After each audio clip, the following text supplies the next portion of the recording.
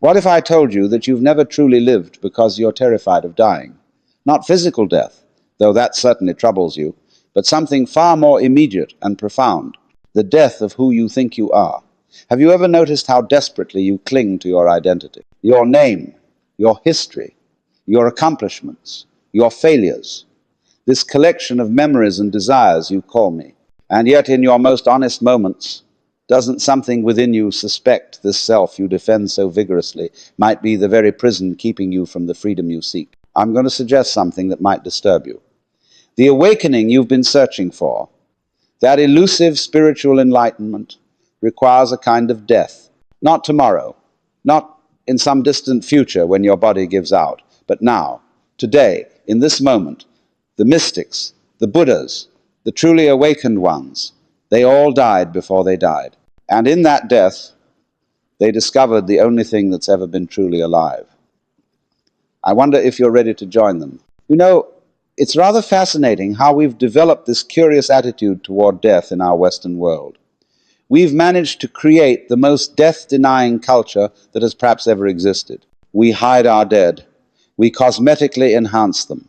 We speak of them in hushed tones. And we do everything conceivable to pretend that death is not an intimate part of life itself. But what if, and I'm just suggesting this for your consideration, what if this entire approach is based on a fundamental misunderstanding? Is less than hash zero, 5 hashes greater than what? If death is not the opposite of life, but rather the very process through which life renews itself. Look at nature, if you will. The leaf doesn't die in autumn. It transforms. It changes its relationship to the tree. It becomes something else. The matter that comprised it doesn't vanish into nothingness. It simply changes form. It becomes soil, which becomes food for new growth, which becomes new leaves. And yet you, intelligent, sophisticated, you have somehow convinced yourself that you are the exception to this cosmic pattern, that somehow the rules that govern every other aspect of existence don't apply to this thing you call me. Isn't that extraordinary? When we look closely at what we fear about death, it isn't really the transformation itself, is it? It's the idea that I won't continue. But who is this I that demands eternal continuation? Have you ever really looked?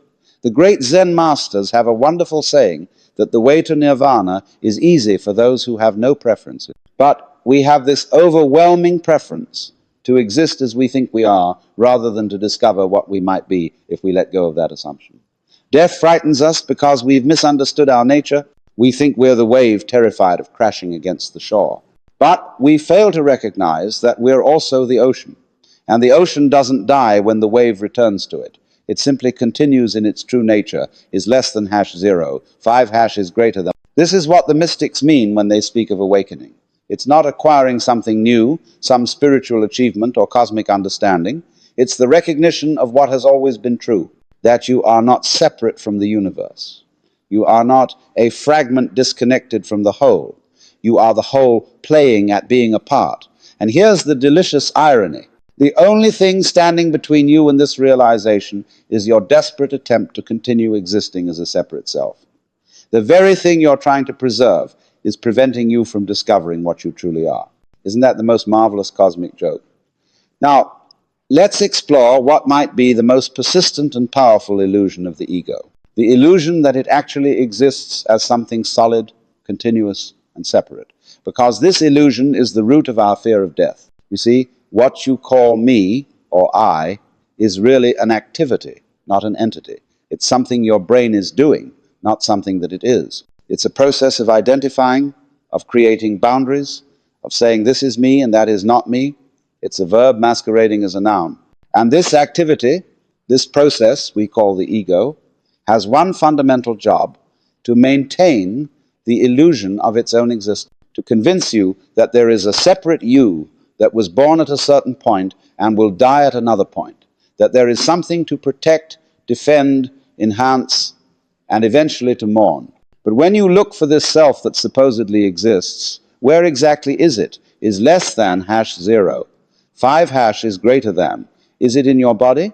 But your body's cells are constantly dying and being replaced.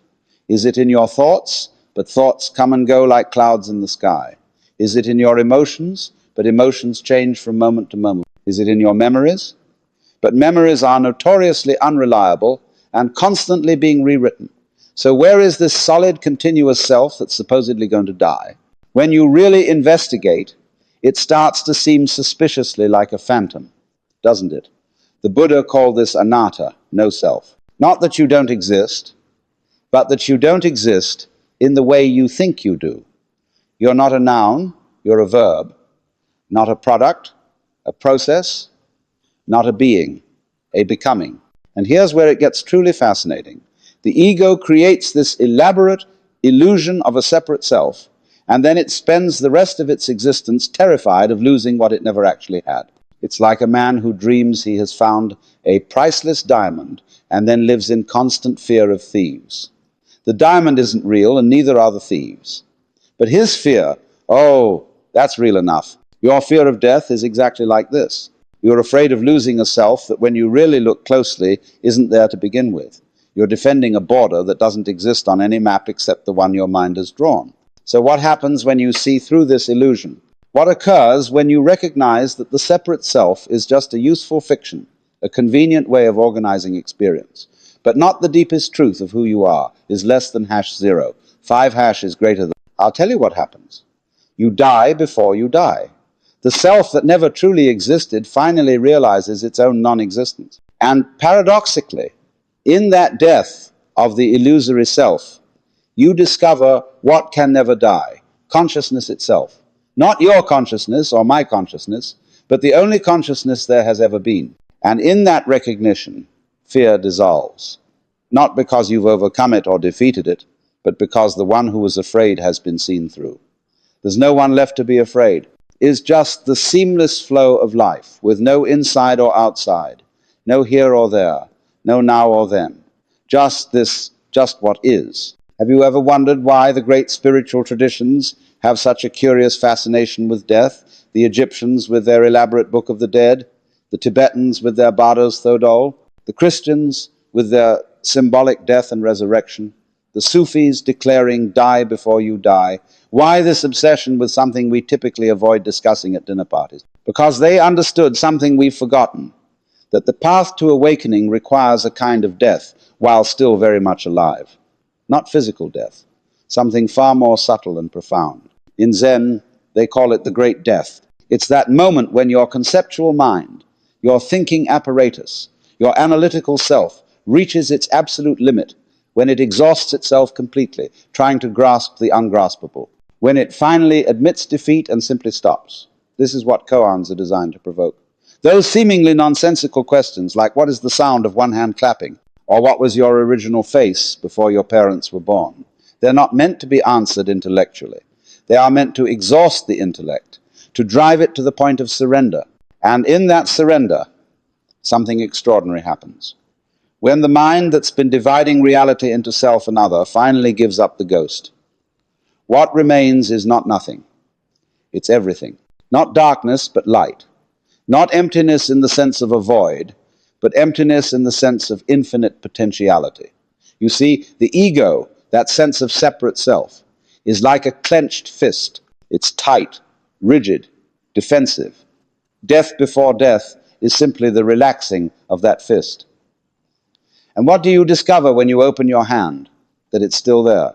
You haven't lost anything except the tension, the contraction, the separation. The Zen master Dogen put it beautifully when he said, to study the Buddha way is to study the self. To study the self is to forget the self. To forget the self is to be actualized by myriad things. This forgetting is not amnesia, it's awakening. It's seeing through the illusion that there was ever a separate self to begin with. But make no mistake, this death of the ego is not something you can accomplish. It's not an achievement to add to your spiritual resume, because who would be doing the accomplishing is less than #0. 5 hash is greater than the very self that needs to be seen through. That's like asking the darkness to turn on the light.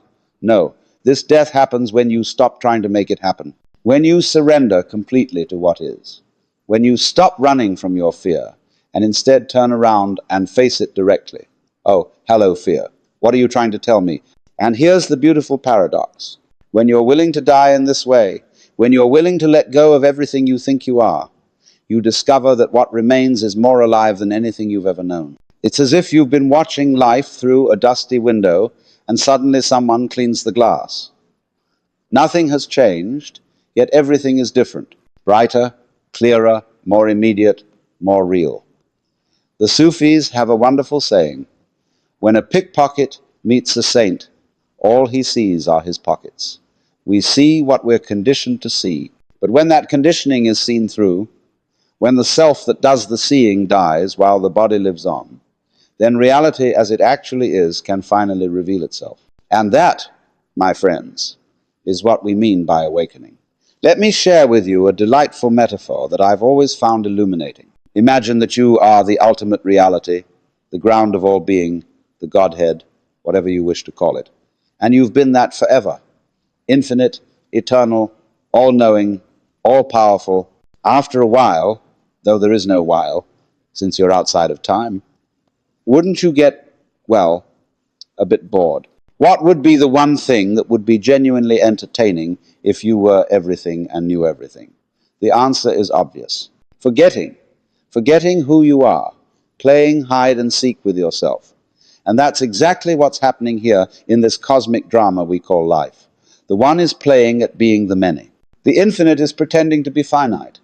The eternal is masquerading as the temporal, not because it has to, but because it's the greatest game imaginable. So here you are, a manifestation of the ultimate reality, but you've intentionally forgotten your true nature. You've put on the mask of a separate self and become so engrossed in the role that you've forgotten it's just a role. You've fallen asleep to your true nature in order to experience the thrill of waking up. It's like going to the theater and becoming so absorbed in the play that you forget you're watching a performance. You laugh, you cry, you fear for the characters, all the while knowing at some deeper level that it's just a show, that the actors will take off their costumes and go home at the end of the night. Life is that show. Death is simply the moment when one character exits the stage, but the play goes on. And more importantly, the real you, the awareness watching the play, was never in danger to begin with. This is why the Hindu traditions speak of life as Leela, divine play. Not because it isn't serious.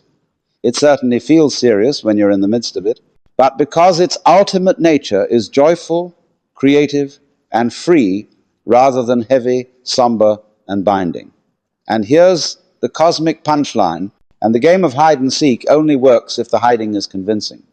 If you knew from the beginning that you were ultimate reality playing at being a limited human self, the game wouldn't be any fun. The forgetting has to be thorough for the remembering to be ecstatic. So your fear of death, your anxiety about the future, your sense of being a tiny, vulnerable creature in a vast, indifferent universe, all of that is part of the game working perfectly. It's the hiding before the seeking. It's the forgetting before the remembering. And the spiritual path, it's just the cosmos starting to remember itself through you. It's the game entering its second and most delightful phase, the seeking after the hiding, the awakening after the dream. When you begin to sense this, even if just for fleeting moments, something shifts. You stop taking everything so seriously. You recognize the play of opposites, life and death, pleasure and pain, success and failure, as just that, a play. You start to approach your life with a sense of lightness, curiosity, and wonder, rather than grim determination. And most importantly, you lose your fear of death, not because you've convinced yourself of some comforting afterlife scenario, but because you've glimpsed, even if momentarily, that what you truly are was never born and can never die. It just plays at birth and death like an actor taking on different roles in different productions. As the Upanishads say, that which is the finest essence. This whole world has that as its soul. That is reality. That is Atman. That art thou. One of the most fascinating aspects of human thought is our tendency to divide everything into opposing pairs, good and evil, light and dark, male and female, life and death. We then proceed to cling to one side while rejecting the other, never realizing that each pair is actually a unity, a single phenomenon expressing itself in seemingly opposite ways. Take day and night. We speak of them as opposites, yet they're simply different phases of the same process. The earth rotating on its axis, You can't have a day without a night following it, or a night without a day. They're a package deal, two sides of one coin. Or consider breathing. Inhalation and exhalation seem like opposite actions, but they're actually one unified process. You can't have one without the other. Try to only inhale and see how far that gets you. Life and death are exactly like this.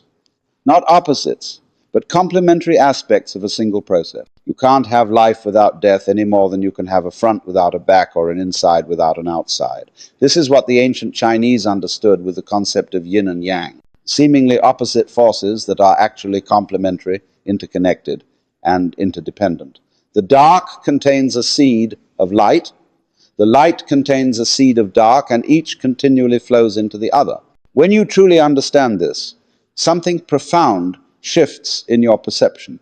You stop seeing death as life's opponent and start seeing it as life's partner in an eternal dance. You recognize that without death, there could be no renewal, no change, no growth, no evolution. Life would become static, stagnant, and ultimately meaningless. The cells in your body are dying by the millions right now, making way for new cells to be born. If this process stopped, if death ceased within you, you wouldn't become immortal. You'd be dead within days. Paradoxically, it is death that keeps you alive. And this principle extends beyond the physical. For new ideas to be born, old ones must die. For new relationships to form, old attachments may need to fall away. For new versions of yourself to emerge, older self-concepts must be released. The Buddha pointed to this when he spoke of an impermanence, not as a depressing reality to be grudgingly accepted, but as the very fabric of existence to be embraced. Because without impermanence, without the constant dying of one moment into the birth of the next, nothing could ever change or grow. And that would be the true death, not the death of the body, but the death of possibility. So what if, instead of seeing your eventual physical death as an enemy to be feared or a tragedy to be postponed, you saw it as the natural completion of a cycle, as necessary and beautiful in its own way as autumn is to the year, as the exhalation that follows the inhalation, as the yin to life's yang. This doesn't mean you should desire death or hasten its arrival. That would be just another form of attachment, another way of missing the point. It simply means recognizing that life and death are not opposites, fighting a cosmic battle with one good and one bad. They are partners in an eternal dance, each making the other possible.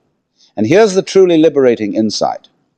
When you move beyond seeing life and death as opposites, you also move beyond seeing yourself as separate from the universe, because that division too is an illusion, a mental construct rather than an ultimate reality.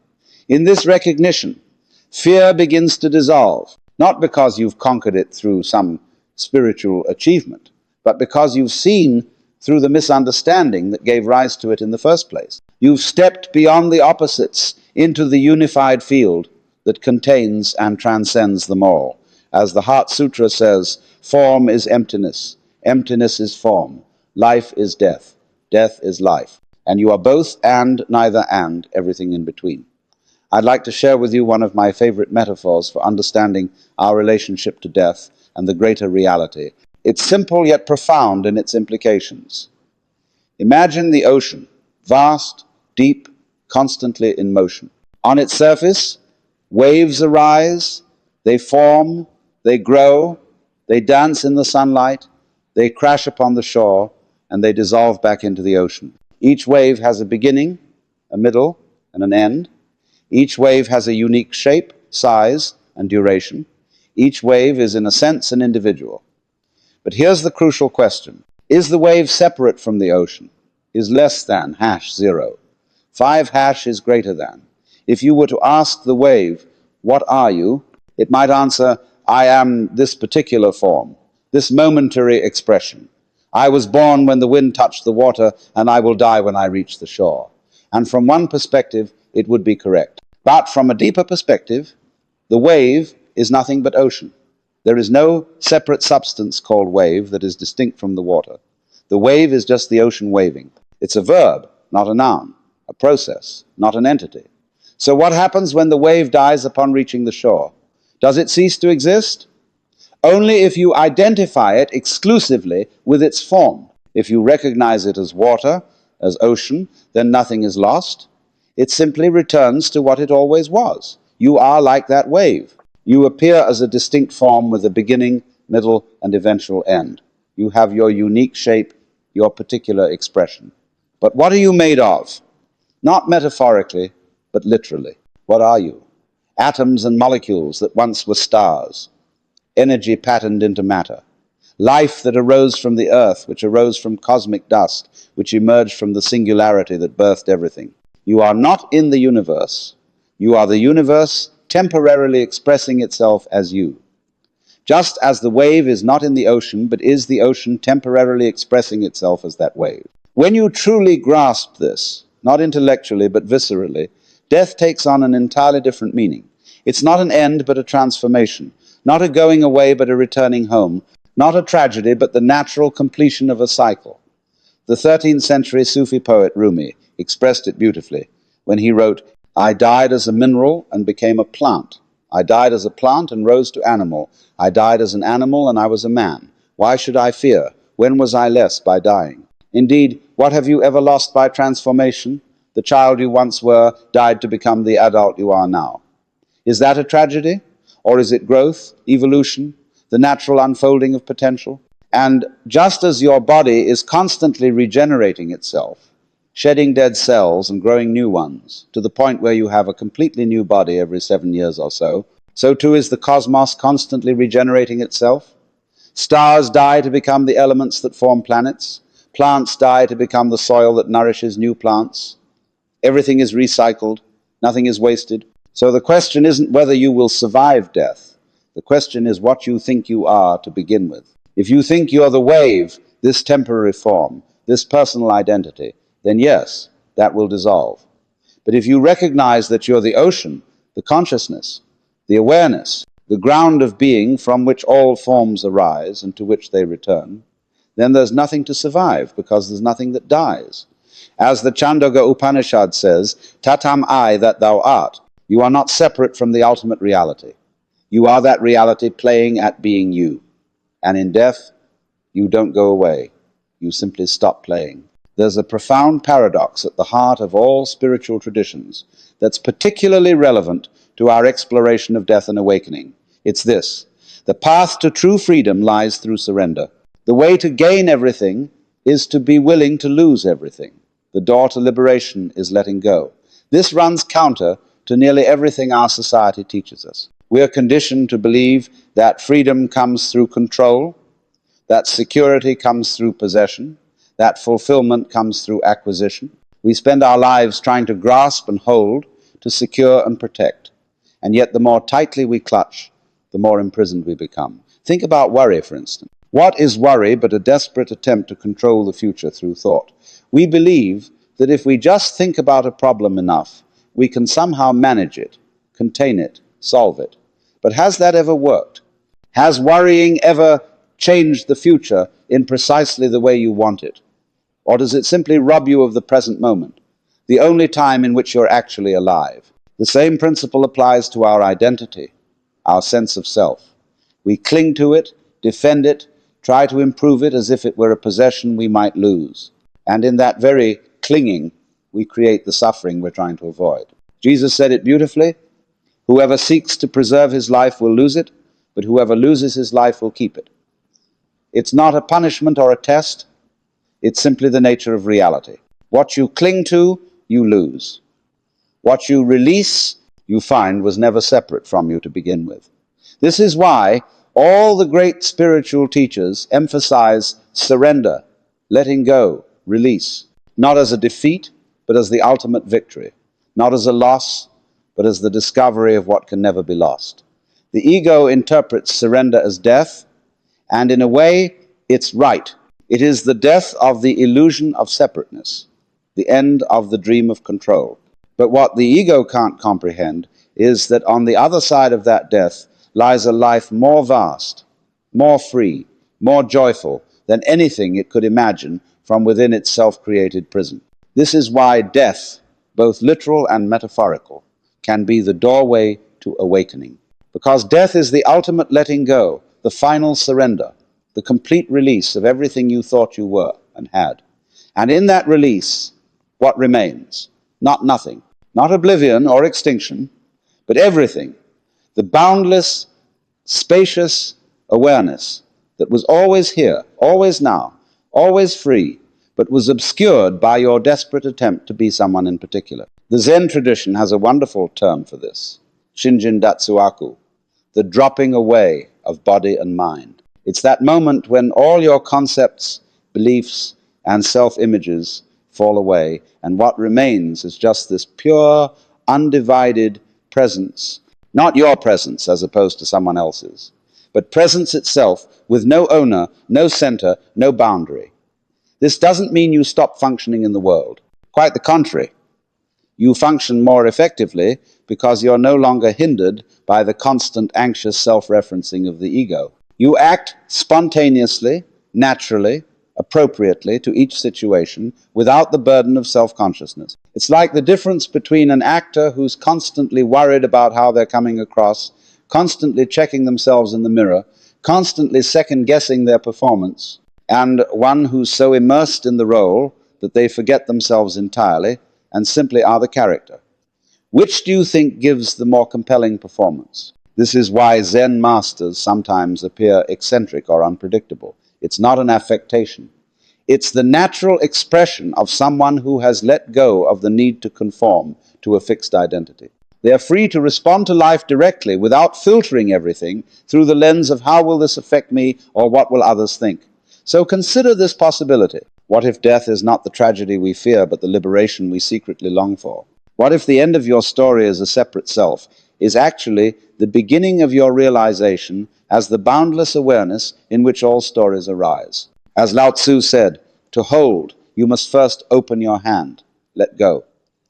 There's a magnificent image from Hindu tradition, Shiva Nataraja, the Lord of Dance. He dances within a ring of fire, one foot raised in elegant motion, the other crushing a demon representing ignorance. In his upper hands, he holds a drum that beats the rhythm of creation and a flame symbolizing destruction.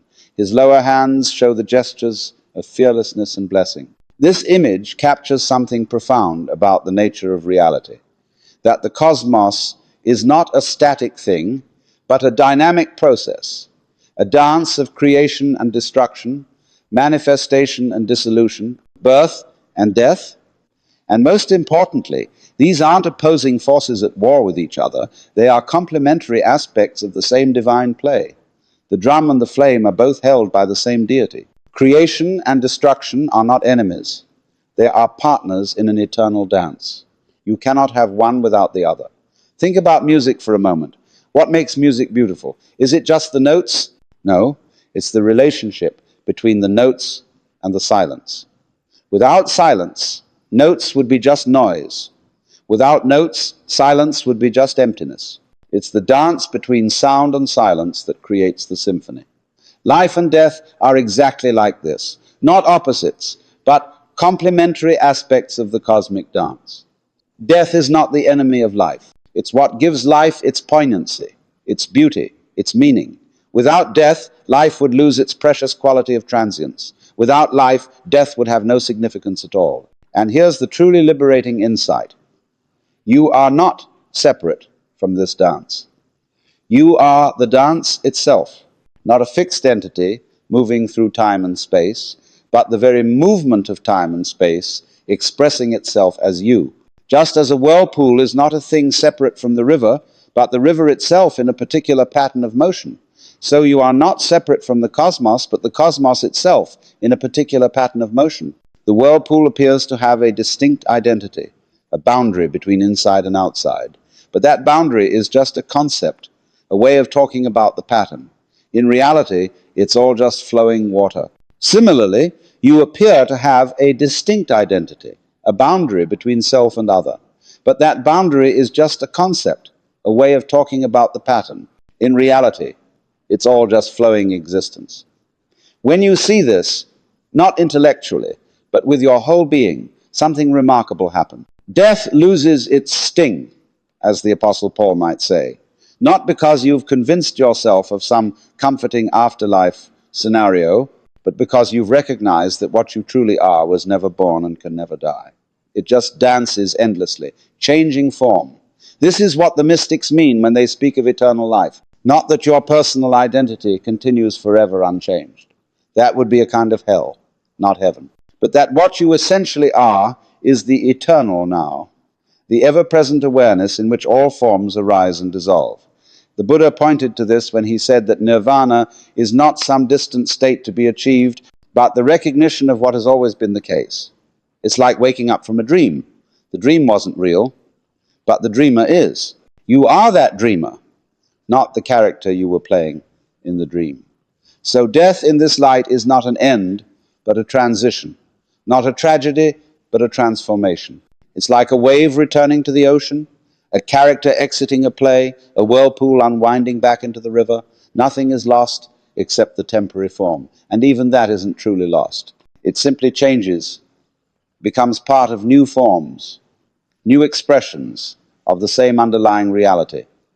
When you glimpse this truth, you're free to participate in the cosmic dance with a new lightness, a new joy. Not because you've escaped the human condition, but because you've embraced it fully, including its inevitable ending. You've made peace with impermanence, not by denying it, but by seeing it as the very essence of beauty. As the poet Rainer Maria Rilke wrote, "Let everything happen to you, beauty and terror. Just keep going. No feeling is final. That's the wisdom of the cosmic dance. Just keep dancing, knowing that every step, every gesture, every rhythm, including the final one, is perfect in its own way." It's one thing to understand all this philosophically, that death is a doorway to awakening, that the separate self is an illusion, that what you truly are can never die. But how do we bring this understanding into our daily lives? How do we practice dying before we die? The ancient Stoics had a practice called memento mori. Remember that you will die. They would keep skulls on their desks, not out of morbidity, but as a reminder of life's brevity and the importance of living virtuously. But I'm suggesting something even more radical. Not just remembering that you will die someday, but practicing a kind of death every day, a daily surrender of the ego, a regular letting go of the separate self. One way to do this is through meditation, not as a technique for self-improvement, adding another accomplishment to the ego's resume, but as a space of non-doing, of simply being. In true meditation, you're not trying to achieve a special state or have a mystical experience. You're just sitting, breathing, allowing everything to be as it is. And in that allowing, the sense of a separate doer, a separate controller, can naturally relax and fall away. This is why Zen emphasizes shikantaza, just sitting. Not sitting to get somewhere or achieve something, but sitting as the full expression of Buddha nature itself. Not sitting to become enlightened in the future, but recognizing that enlightenment is simply your natural state when all striving ceases. Another practice is what I call purposeful purposelessness. Our culture is obsessed with goals, achievements, productivity. Everything must have a purpose, a payoff, a point. But some of the most profound experiences come when we abandon purpose and simply play. Think about music again. What's the purpose of music? It doesn't get you anywhere. When you reach the end of the symphony, recognition that we were never separate to begin with. So here's my invitation to you. Practice dying a little every day. Not in a morbid or depressing way, but in the spirit of adventure, of exploration, of discovering what remains when the separate self temporarily steps out of the way. Sit in meditation with no goal but to be fully present. Engage in purposeless play with no objective but joy. Surrender to what is not as defeat but as alignment with reality. Love without conditions or expectations. And in these small deaths of the ego, you may discover what all the mystics have proclaimed, that your essential nature is already free, already at peace, already home. You don't need to achieve it or earn it. You just need to stop pretending to be less than you are. As Jesus said, the kingdom of heaven is within you. It's not somewhere else. Someone else is less than H number 0. 5 hash is greater than. It's here now when you die to the illusion of separation and awaken to the reality of unity. You know, throughout our exploration of death and awakening, we've touched on some profound and sometimes challenging ideas. But I'd be remiss if I didn't emphasize one of the most important aspects of spiritual awakening: joy. Not the superficial happiness that depends on circumstances, but the deep abiding joy that arises when you see through the cosmic joke.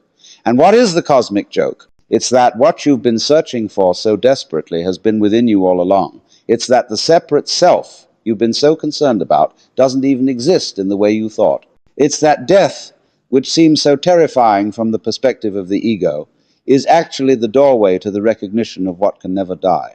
When you get the joke, what can you do but laugh?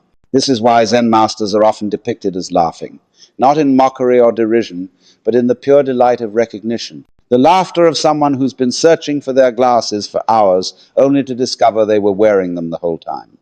The Buddha, too, is frequently shown with a gentle smile. Not the vacant smile of someone who's checked out of reality, but the knowing smile of someone who sees both the sorrow and the joy of the human condition and embraces it all with compassion and equanimity. This joy isn't dependent on everything going your way. It doesn't require perfect health, great wealth, or constant pleasure. It arises from seeing through the dream of separateness to the underlying unity of all life. It's available in sickness as well as health, in poverty as well as wealth, in pain as well as pleasure, because this joy isn't something that happens to you. It's what you are when you're not identified exclusively with the temporary form of your body and mind. It's the natural radiance of awareness itself, shining through whatever circumstances arise. Think of it like the sun. The clouds may obscure it temporarily, but the sun itself is never diminished, never extinguished. It continues to shine regardless of the weather. Your true nature is like that sun, always radiant, always present, always whole, regardless of the temporary weather of your thoughts and emotions. This is why the sage can laugh in the face of death, not because they've convinced themselves of some comforting afterlife scenario, but because they've recognized that what they truly are was never born and can never die. The body will certainly perish. The personality will dissolve. But the awareness that is aware of both body and personality is timeless, spaceless, unchanging. There's a delightful story about the Zen master Ikkyu. As he lay dying, his disciples gathered around him, solemn and sad. Ikkyu opened his eyes, looked at them, and laughed. "Why are you laughing, master?" they asked. "'Cause you're all wearing raincoats, but I'm the only one getting wet," he replied. Then he died, still laughing. This is the laughter of someone who sees through the illusion, who recognizes that death is not an end but a transformation, not a tragedy but a doorway. It's the laughter of someone who doesn't take themselves too seriously because they've seen that the self is just a temporary role in a much larger play. And this laughter is available to you right now, not after years of spiritual practice, not after achieving some special state of consciousness, but in this very moment, because the joke is already here, the punchline already delivered. You just need to get it.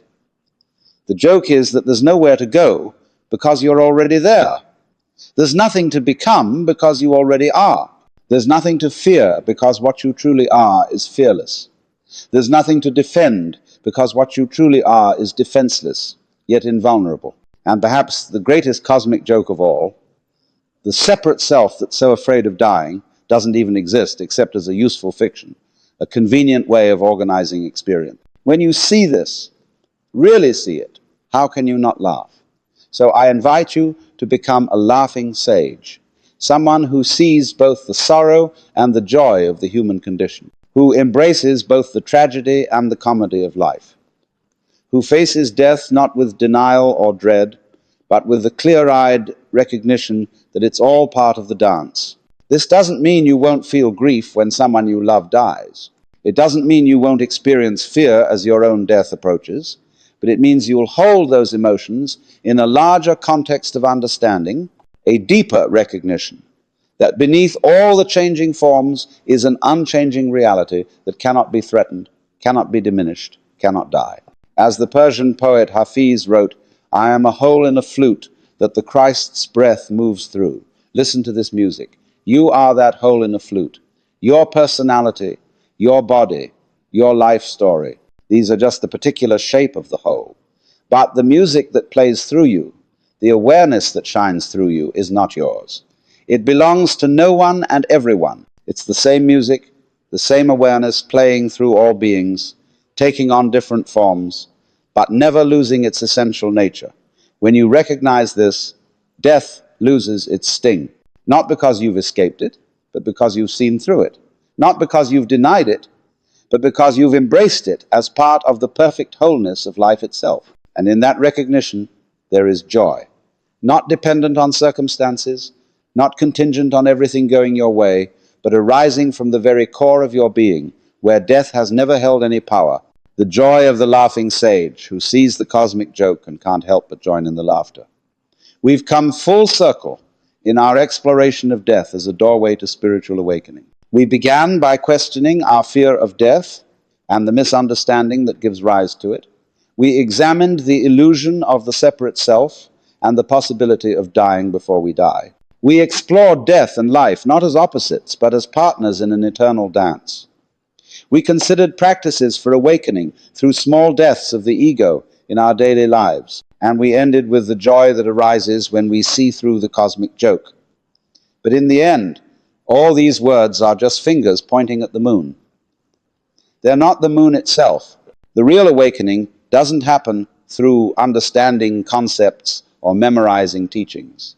It happens through direct experience, through the lived recognition of what you already are. So I leave you with an invitation. Don't just think about these ideas, but live them, experiment with them, test them against your own experience. Don't believe them because I said them, but don't dismiss them either. Hold them lightly, playfully as possibilities to be explored, rather than dogmas to be accepted or rejected. And most importantly, remember that the awakening we're talking about isn't something you achieve through effort or attain through struggle. It's simply the recognition of what has always been true. It's like opening your eyes and seeing what's been right in front of you all along. Death is not the enemy of awakening. It's the doorway, not just physical death at the end of your life, but the small deaths of the ego that happen moment by moment when you're willing to let go of who you think you are and discover who you truly are. In that discovery, there is freedom beyond anything the separate self could imagine. There is peace that doesn't depend on circumstances. There is joy that can't be taken away. There is love that knows no bounds or conditions. This is your birthright, your true nature, your home. Not something to be earned or achieved, but something to be remembered and recognized. And the wonderful paradox is that it's available right now in this very moment. Not after years of spiritual practice, not after solving all your problems, not after becoming a better person, but now, because what you're looking for is what's looking. As the Zen saying goes, before enlightenment, chop wood, carry water. After enlightenment, chop wood, carry water. The difference isn't in what you do, but in who you know yourself to be while doing it. Not a separate self struggling against life, but life itself, flowing freely, expressing itself as you. So let go, surrender, die before you die. And in that death, discover what can never die. The boundless, radiant awareness that you have always been, are now, and will forever be. That's not just a comforting belief or a nice philosophy. It's the most practical truth there is. Because when you know what you truly are, you're free to live fully, love wholeheartedly, and die fearlessly. And isn't that, after all, the only awakening worth having?